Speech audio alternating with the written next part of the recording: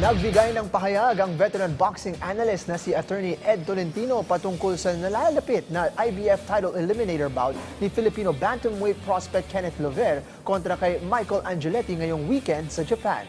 Para sa detalye, narito ang report ni Paulo Salamati. Patuloy ang pagtanggap ni Filipino knockout artist Kenneth Lover ng mabigat na hamon sa kanyang karera kung saan nakatakda niyang kalabanin ng undefeated American boxer na si Michael Angeletti ngayong Sabado sa Tokonami, Japan. Ang nasabing laban ay isang International Boxing Federation o IBF Bantamweight Title Eliminator na kung saan ang mananalo ay magiging mandatory challenger ng kampiyon na si Jose Salas Reyes para sa isang world title fight. Sa latest episode ng Boxer Shorts with Attorney Ed Tolentino, ibinahagi ng boxing analyst ang bentahe ni Lover upang makuha ang inaasam na slot paakyat ng world title bout.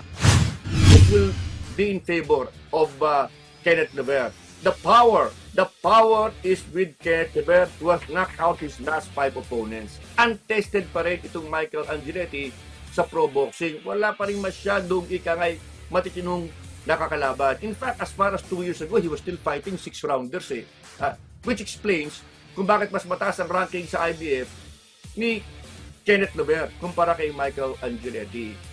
Merong deficiency sa depensa itong si Angeletti. Medyo masyadong relax yung kanyang style, bumababa ang kanyang balikat.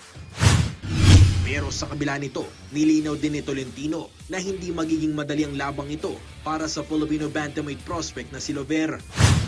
Kinakailangan kay Kenneth Lover huwag niyang hayaang yung boxing style ni Angeletti ang magdikta ng tempo ng laban. Kung hindi, it will be a long night, sabi nga po natin, para kay Kenneth Lover. He has to dig deep, test the body, sapagkat si Angeletti halos isang taong hindi lumalaban. Medyo may problema yan, malamang, sa kanyang timbang. Test the body, do a lot of feint, to bring the guard down and open him for the left hook. So, a lot is at stake for this fight, mga kaibigan. Kenneth Lover will have to do everything to beat Michael Angeletti. Kasalukuyang nasa Japan na si Lover na sumasailalim sa huling parte ng kanyang pag-iensayo bago ang kanilang nakatakdang bakbakan bukas sa Japan. Paulo Salamatin para sa atletang Pilipino para sa Bagong Pilipinas.